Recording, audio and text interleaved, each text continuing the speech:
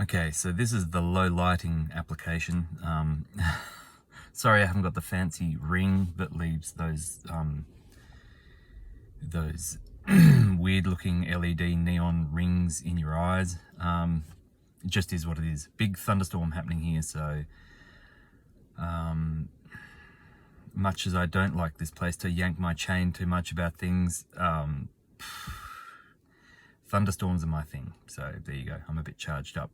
I just wanted to make this, it's totally off the cuff. I was just listening to something else and it was being spoken about. I'll just lay it out as it comes. It probably won't make a lot of sense, but anyway. It was one of its latest one. It was near the end and she was talking about a client who was having an experience where she felt like she was strapped down to a table. I've actually alluded to this, I don't know, in a video or two further back. This motif, this visualization of, are you just sitting in a chair somewhere with VR goggles or jacked in to a digital mainframe, Matrix style, Philip K. Dick style. And incidentally, for those of you who don't have weak stomachs and can handle a bit of gruesome stuff, Altered Carbon will show you a great visualization of the TV series. It's a pretty short clip of, I don't know which episode it is in the first series, of how you can be strapped to a table but you can imagine everything that's going on to you is actually real, but you're getting monitored and it's all in your head. I mean, it's fiction, apparently, it's all ideas, but those of us who have tiptoed around through different realms know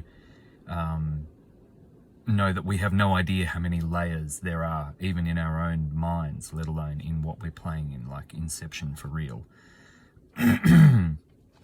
Even though when you look at the actors in Inception, you know that something's getting delivered that's very twisted there. Back to the point. She felt like the astrology chart was looked at, the asteroid astrology chart was looked at. There was a conjunction around, trauma, torture trauma, like very specific, like the rock, the supposed rock that's floating around up there, who knows, the Greek name or the mythological name is tied back to a story of trauma and mistreatment and torture. And that's very prominent in her chart. And so she asked her, do you feel like this is happening to you? Because she not long ago listened to someone who had what they called a bad trip, where they went through layers and layers and another layer, and then they went, it was like, I saw myself, I was strapped to a table and things were stuffing around with me, like these insectoid looking things, right? How many layers are there? And this person said, yes, I absolutely feel like there's a part of me somewhere outside of time, strapped down to a table, getting mistreated. And this kind of fizz went off in my head, because my initial thought was, which came first, the chicken or the egg? Because that changes quite a bit about how we're looking at all of this. And what I mean by that is, does she feel like there's a part of her strapped to a table, like immobile? Let's stop using that motif. Does she feel like there's a part of her immobilized somewhere and being mistreated in a very systematic way because of the astrology, like the ticket punch card?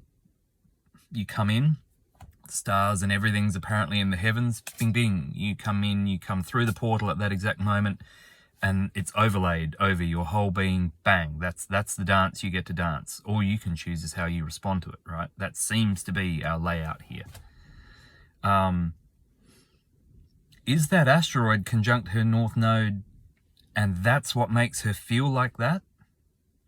Or is there a fractal of her lost, missing, out there somewhere in another realm, in another dimension, maybe still inside the play cube of 12 or however many we want to split it up into, but maybe outside of it, who knows, because we don't really know, that's actually happening too, because there isn't any time, right? So everything's happening in the moment, and the only reason we perceive time is so we can kind of like stretch it all out and make some kind of sense of it or play around with it. But we know it's a perception. Time is, it's not fake, it's a perception, and it's very, very, very malleable. So it doesn't matter if this is in the past, this is in the future, this is on another dimension. This happened 25,000 years ago. This is happening 200 years in the future. It feels like it's happening to her now. My question immediately in my head was, the astrological blueprint that she was barcoded with when she came in here, when she first popped out of, like she birthed. The ship came out of the deep ocean, whether she was birthed through the canal or whether it was another way, because it's not the only way to get birthed here, but the ship's docked, right? And as the ship's docked, you get hit with that scanner code. Was the scanner code configured to show her what's actually going on outside of here with all these other fragments, to say, this is something you need to look at? Like, because that's a possibility, right? So one way of looking at it is it's just your version of the script. It cycles around and around again and again, and your ticket gets punched and you just have to deal with it. Whether you come back here in a reincarnation loop or whether you work out how to get out, if you're in here, you've got to dance the dance. The pipe has been played and those shoes are going to move.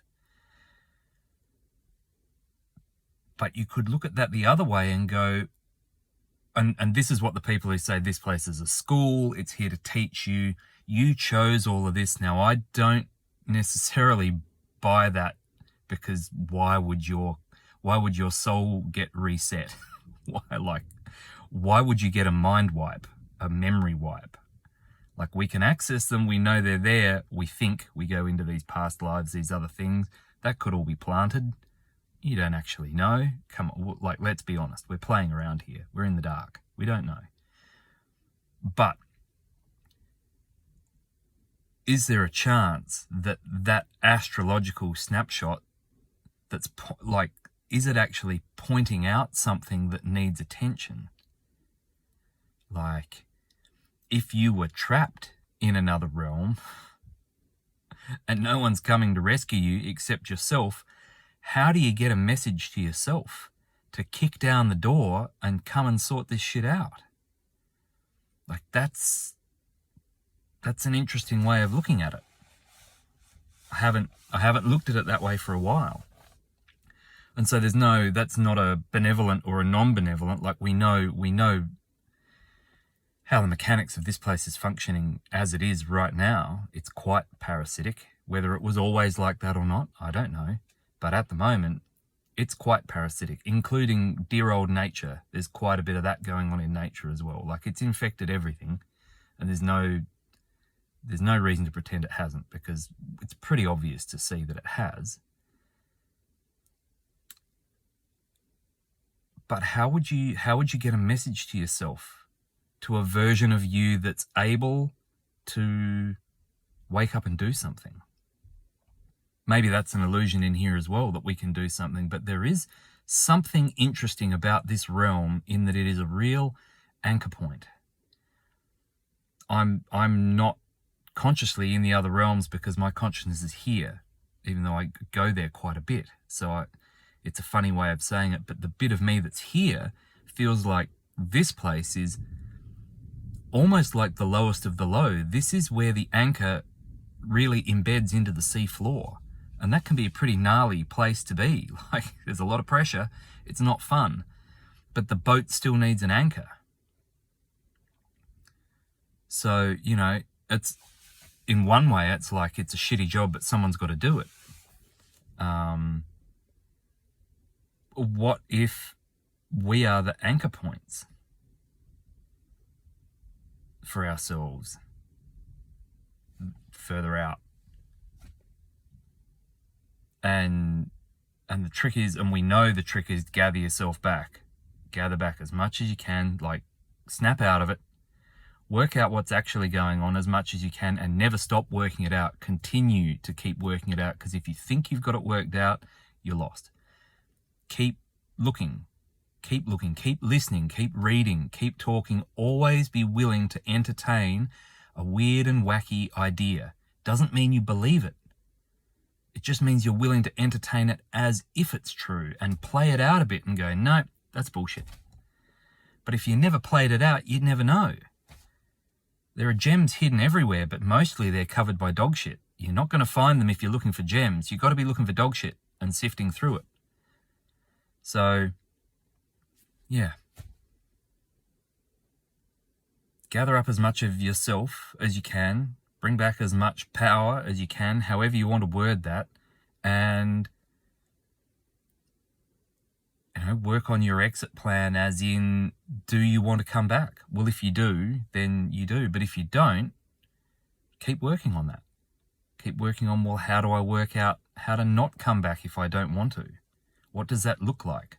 What things have been left for us for the people who said, if you don't want to die when you die, then you need to die before you die. You need to do practice runs at death. You need to get out there, out of your body, and go, yeah, I really didn't have much control out there. I thought I could drive a Formula One car, but who knew driving around a poxy little Kia all day really doesn't prepare you for a Formula One car. I was in a totally different vehicle. I spun out, I smashed it, I got taken advantage of, someone robbed me while I was all delirious, and here I am, back in my body again.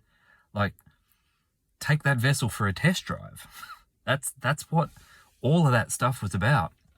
Dying before you die is do that work, do that breath work. You don't have to take the drugs. You've got the DMT in you. You've got all that stuff in you. Just shut your eyes and sit with it. Sit in the flames. Don't get distracted. And just gather up as much of yourself as you can, because we've all been pretty scattered around.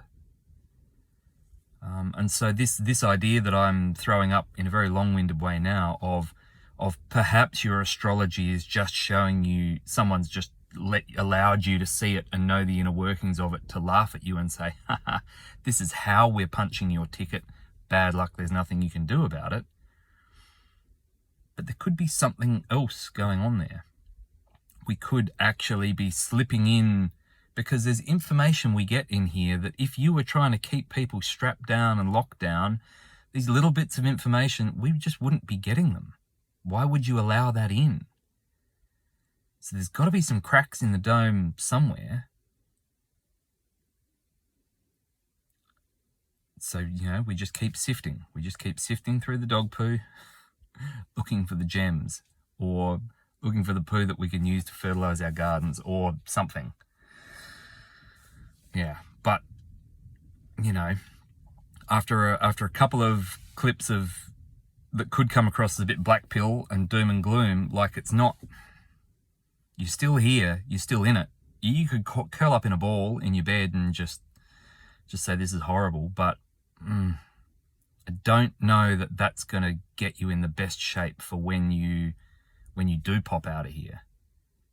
So, yeah. Everything's a trap, but not everything's a trap. Sometimes it's a clue.